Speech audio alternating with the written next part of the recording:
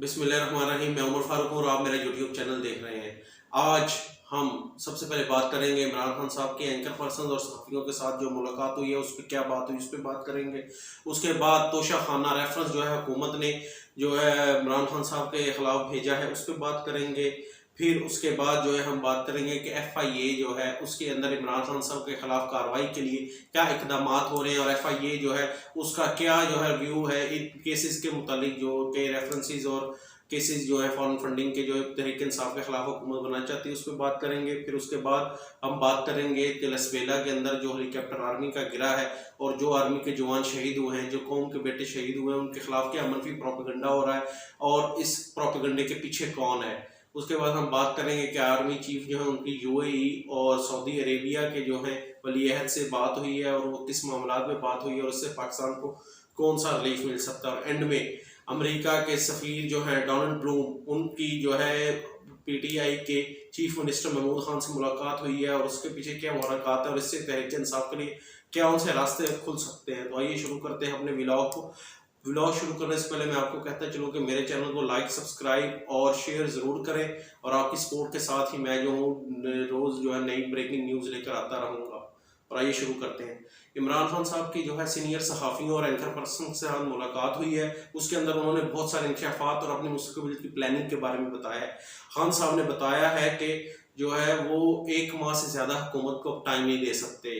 वो कह रहे हैं कि पाकिस्तान की मईशत जो है वो डूब चुकी है, कोई अदारा इंटरनेशनल इन पे एतबार करने के लिए तैयार नहीं है। और ये वैसे बात जो है मुफ्ती इस्माइल भी कह चुके हैं कि कोई भी अदारा पाकिस्तान को, कोई भी मुल्क जो है सपोर्ट नहीं कर रहा। उसकी वजूहात ये नहीं कि पाकिस्तान एक फेल्ड स्टेट है। पाकिस्तान 2 से 3 माह पहले जो था दुनिया के फॉरेन पॉलिसी का मरकज़ बना हुआ था। स्पेशली मुसलमान मुल्क जो है पाकिस्तान की तरफ देख रहे थे। दुनिया की बड़ी बड़ी सुपर पावर जिसमें चाइना था, जिसमें रशिया था, वो पाकिस्तान के साथ इंगेज कर रही थी। अमेरिकन के साथ भी किसी न किसी सतह पे बात हो रही थी और वो मामला भी हल हो जाने थे। लेकिन आज पाकिस्तान जो बिल्कुल तनहा हो गया है। तो इसकी वजह ये नहीं कि पाकिस्तान फेल्ड स्टेट है, इसकी वजह सबसे बड़ी ये है कि ये जो आज हमारी हुकूमत बैठी हुई है इसके ऊपर कोई एतबार करने को तैयार नहीं।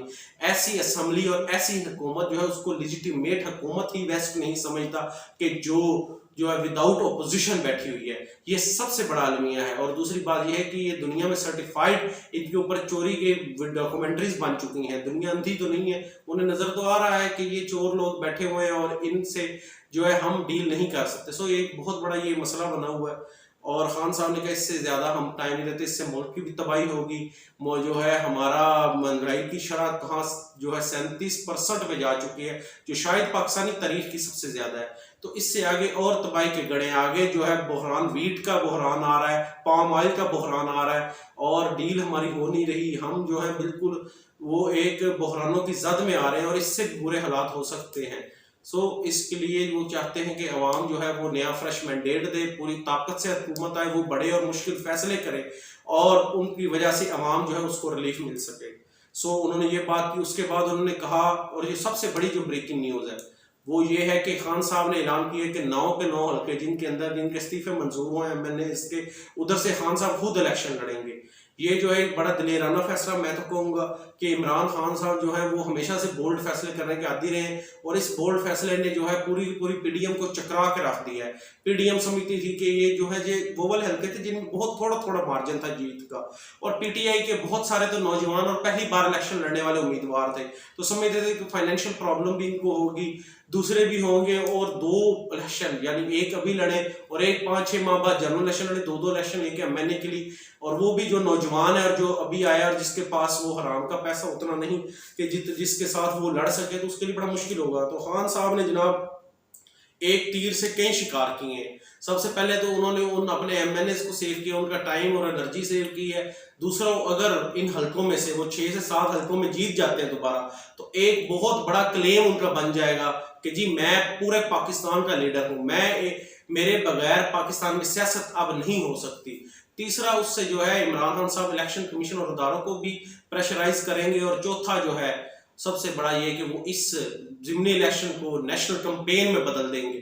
जब इमरान खान साहब उन हल्कों से इलेक्शन लड़ेंगे तो सारे के सारे मीडिया की और जो है तवज्जो उसकी तरफ हो जाएगी, पाकिस्तानियों की हो जाएगी, एक जोशो खरोश बढ़ जाएगा और उन्हें अपना विजन और नज़रिया मजीद फैलाने का मौका मिलेगा। सो एक बड़ी अच्छी मूव थी। उसके अलावा जो है खान साहब ने कहा कि हम 48 घंटों के अंदर अंदर जो है ऐलान करेंगे इस्लामाबाद में बहुत बड़े जलसे का, और अगर हुकूमत एक माह के अंदर जो है तहलील नहीं होती तो उसके बाद हम क्या करेंगे, उस पर अपना अल्टीमेटम देंगे। उसके बाद खान साहब ने बताया कि मैंने जो है 2 बहुत बड़ी गलतियां अपने इक़्तिदार के दौर में की।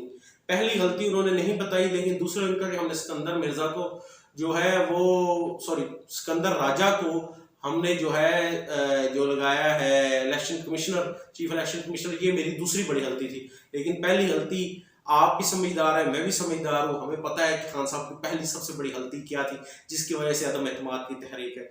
सो खान साहब के साथ ये मुलाकात की उन सहाफ़ियों ने, और खान साहब पहले की तरह बड़ा हाई मोराल था उनका और बड़े जोश और जज्बात में थे जिस तरह वो हमेशा रहते हैं। वो एक नेशनल लीडर है और सबसे बड़ी उनकी क्वालिटी ये है कि वो परेशान नहीं होते। जितनी भी वो क्रूशल सिचुएशन हो, जितनी भी प्रेशर वाली सिचुएशन, वो प्रेशर नहीं लेते। शायद गेम और क्रिकेट की फील्ड ने उन्हें यही सिखाया। दूसरी हम बात करते हैं तोशाखाना जो है केस है, वो हुकूमत ने फैसला किया कि रेफरेंस भेजेंगे और हुकूमत ने रेफरेंस भेज दिया। और क्या ही कमाल की बात है, इलेक्शन कमीशन ने जो है रेफरेंस एक्सेप्ट करते साथ ही इमरान खान को 18 अगस्त को तलब कर ले जवाब देने के लिए। देखिए तोशाखाना में इमरान खान साहब को एक घड़ी मिली तोहफे में, ये तो अब सारी कौम के सामने है कि वो घड़ी मिली। खान साहब ने 50% उसकी कीमत दे के उसको खरीद लिया, फिर उसको बेच के तो अपने बनी गाला का रोड बनवाया। अब उसमें कोई भी जो है कानूनी जो वो रास्ता जो ना फॉलो किया गया, सारा कानूनी रास्ते से उन्होंने किया, जो उनके लिए राइट्स थे उनसे किया। उनसे पहले 10% पे भी तोवाइफ बंदे जो है हमारे आज पुराने वज़ीर आज़म घर जाते रहे हैं, 15% पे भी जाते हैं, 20 पे भी। खान साहब ने उसकी कीमत बढ़ा के 50% की, और भी असल जो तोहफा है उसकी 50% आप देंगे और ले जाएंगे। इस रेफरेंस से जो है वो पोजीशन जो है वो चाहती है खान साहब को टेक्निकली नॉकआउट करना। देखें खान साहब के खिलाफ उन्होंने फैसला इलेक्शन कमीशन से करवाया, उसके बाद खूब बहस की।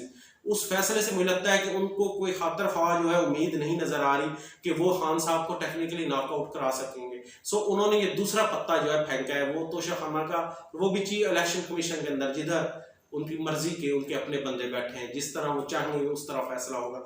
अब तो पीपल्स पार्टी के जो सबसे बड़े वकील हैं इत्तेजाज अहसन, उन्होंने भी कह दिया कि इलेक्शन कमीशन के फैसले जो है मुतसबाना नजर आ रहे हैं। उनके अंदर किसी किस्म का कोई भी जो है ना वो ऐसी झलक नहीं नजर आ रही कि जो फैसला है ना वो इक़्तिदार से दोनों पार्टियों को सुनकर और जो है एक इंडिपेंडेंट हुआ हो। वो ऐसा लगता है कि फैसला बिल्कुल हरफ बा हरफ पीडीएम की मर्जी का जैसे लिखवाया होता है वो वाला है। सो उनके पीपल्स पार्टी के अपने वकील अब बोल रहे हैं कि ये फैसला जो है ये किसी की ख्वाहिश के ऊपर लिखा गया है और ये जमहूरियत को कमजोर करेगा।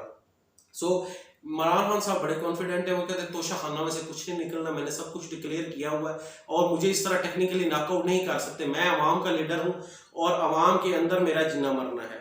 उसके बाद जनाब आपको सबसे बड़ी खबर दे, जो आज सारा दिन जो है मीडिया की सुर्खियों की जीनत रही, वो थी कि FIA जो है उसने माजरत कर ली है क्रिमिनल प्रोसीडिंग्स इन रेफरेंसेस के ऊपर जो कि बना रही है हुकूमत इमरान खान और PTI के दौरान खिलाफ फॉरेन फंडिंग के, उसके ऊपर करने से माजरत कर ली है। देखिए ये बहुत बड़ी खबर है। जो है FIA पाकिस्तान की सबसे बेहतरीन वाइट कलर क्राइम पकड़ने वाली एजेंसी है। देखिए इसी एजेंसी ने शहबाज शरीफ साहब के खिलाफ इन्वेस्टिगेशन की और नाकाबिले तरदीद सबूत जो है वो जो इकट्ठे किए, जिसपे तमाम सहाफ़ियों का और जिन लोगों ने वो सबूत देखे वो उनका एक कंसेंसस है कि वो उसमें बचना नामुमकिन था। लेकिन क्या करें, किस्मत की देवी मेहरबान हुई शहबाज शरीफ और हमजा शहबाज पर, और वो दोनों जो है वज़ीर आज़म और वज़ीर आला बन गए।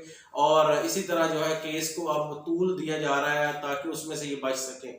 सो उसको उन्होंने पकड़ा।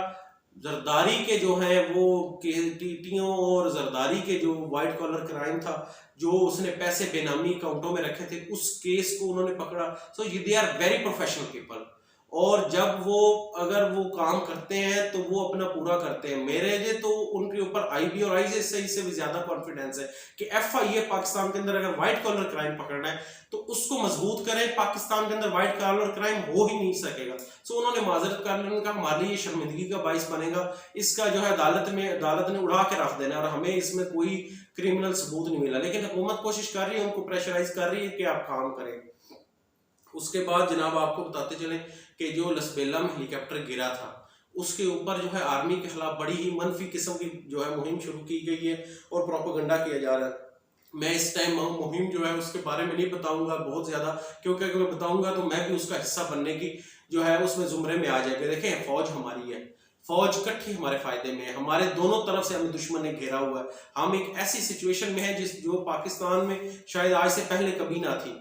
पाकिस्तान जो है उसके दुश्मन जो है बिल्कुल गिद्धों की तरह उसका गोश्त नोचने के लिए तैयार है। और हमारी फौज के खिलाफ कोई भी बात अगर एज अदारा उसके खिलाफ की जाएगी, देखें शख्सियात जो करती हैं वो एक और बात है, लेकिन अदारे को हमने मजबूत करना है। क्योंकि अगर अदारा मजबूत नहीं होगा तो हमें टू फ्रंट के ऊपर जो है हमारा दुश्मन उड़ा के रख देगा।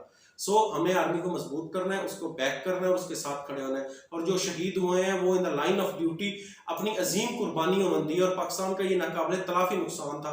हम उन शहदा के साथ खड़े हैं, हमें अपनी आर्मी पे पूरा ट्रस्ट है और हम अपनी आर्मी को सलाम करते हैं।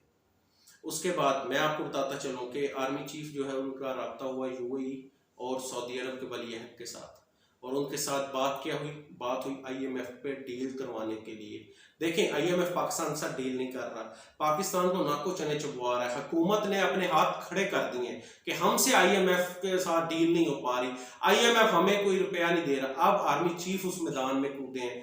दुआ करते हैं कि आर्मी चीफ जो है इनका उतरना मुबारक हो और पाकिस्तान को कोई चीज मिले और पाकिस्तान की जो है इकॉनमी के लिए कोई रास्ते खुले, क्योंकि अभी तक वो जमूत का शिकार है। हमारे डॉलर जो रिजर्व्स हैं वो दिन ब दिन कम हो रहे हैं और हम अपना ही पैसा जो थोड़ा बहुत बचा हुआ डॉलर्स थे वो खा रहे हैं। आहिस्ता आहिस्ता हमने कर्जे देने के काबिल भी नहीं रह जाना और हमने बैंक करप्ट हो जाना अगर इसी सिचुएशन में हम और चले। सो आर्मी चीफ कूदे हैं और देखें अब क्या सम्राट आते हैं। अभी तक तो कोई खातर खा चीज नहीं सामने आई, लेकिन हमें उम्मीद है कि उनकी क्रेडिबिलिटी इदारे की है तो उसकी वजह से शायद हमारे ये मसाइल जो हल हो जाए।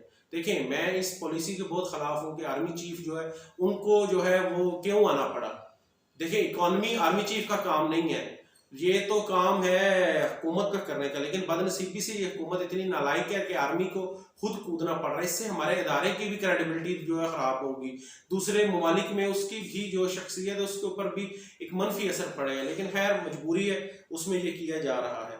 अब मैं आपको बताता हूँ सबसे आखिर में कि अमेरिका का सफ़ीर, द मशहूर जो सफ़ीर है वो आज मिला है हमारे वज़ीर आला खैबर पख्तूनख्वा महमूद खान से और बड़ी तफसीली और लंबी मुलाकात रही। देखें, ये एक साइन है, इट मीन्स के बर्फ अमेरिका और तहरीक इंसाफ स्पेशली इमरान खान के दरमियान पिघल रही है। इमरान खान को अमेरिकन अब समझने लग पड़े कि पाकिस्तान के लीडर हैं और जमहूरी लीडर हैं और इनके साथ आपको चलना पड़ेगा। और खान साहब को भी मेरे ख्याल में अब समझ आ गई कि हमें हार्ड लाइन लेने की बजाय एक डिप्लोमेटिकली अपने मसाइल जो है ना अमेरिका के साथ हल करने होंगे। सो ये बहुत अच्छी बात है, ये एक अच्छी खबर, अच्छा शुरुआत कहने या अच्छी जो है बिगिनिंग है कि अमेरिका और पीटीआई के दरमियान बर्फ पिघले।